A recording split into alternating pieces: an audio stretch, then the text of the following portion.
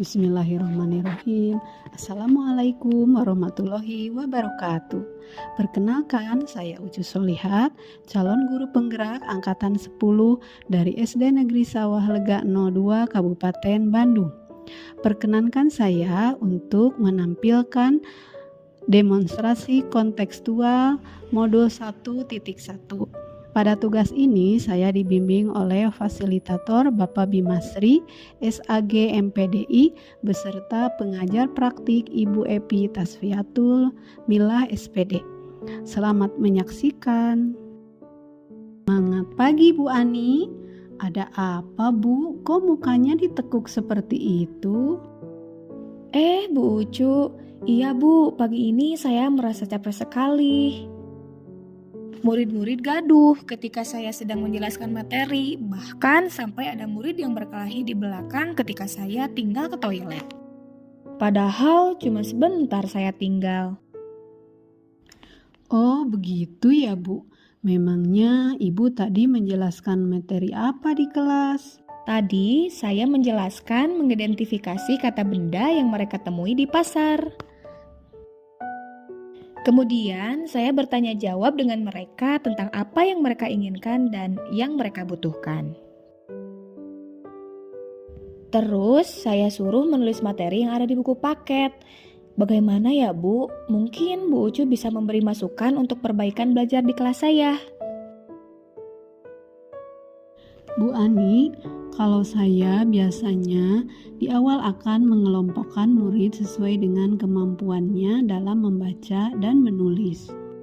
Murid-murid yang sudah pintar membaca dan menulis dikelompokkan dalam kelompok yang sama.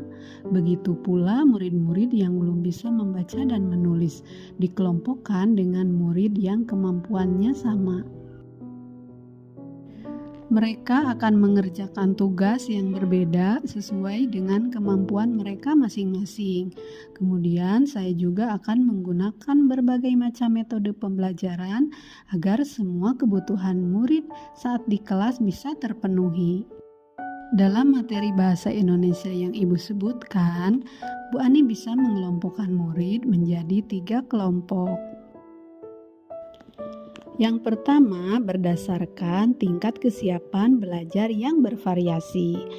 Guru harus menjelaskan fungsi dari setiap anggota kelompok, sehingga murid bisa bekerja sama dengan kelompoknya. Yang kedua, berdasarkan tingkat kesiapan yang sama. Siswa yang memiliki kemampuan yang sama dikelompokkan dalam satu kelompok.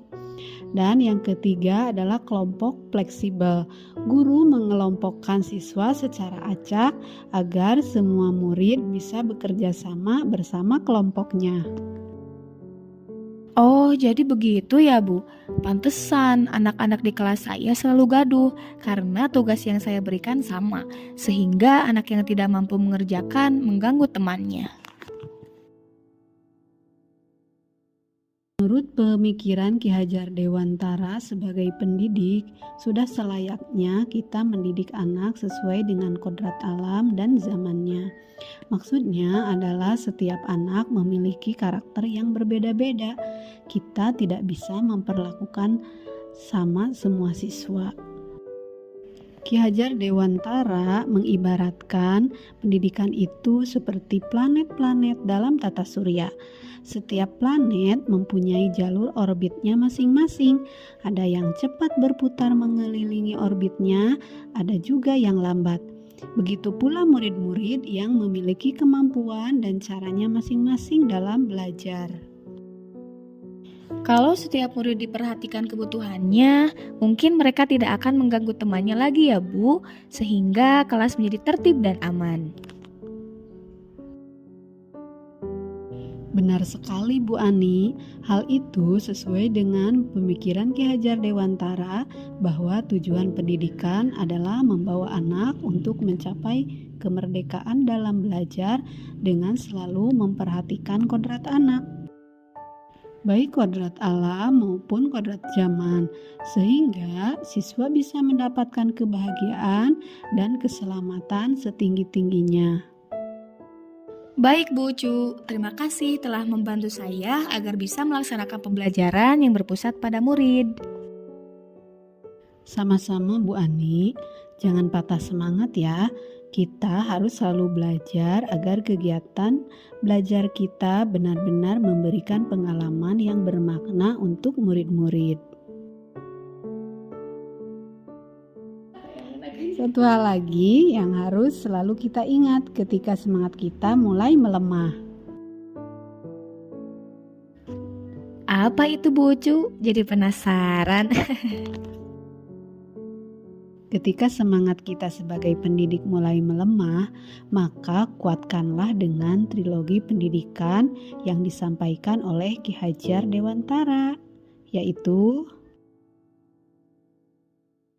Ingarso sung tulodo, ing madya mangun karso, tutwuri handayani.